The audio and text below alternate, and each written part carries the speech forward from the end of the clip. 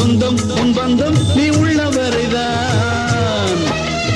வந்து வந்து கூடும் கூத்தாடும் விட்டோடும் ஓர் சந்தை கடைதான் இதில் நீ என்ன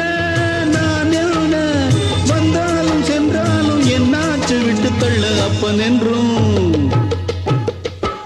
என்றும் அம்மை என்றும் ஆணும் பெண்ணும் கொட்டி வச்ச குப்பையாக வந்த உடம்பு ஞான பெண்ணே குப்பையாக வந்த உடம்பு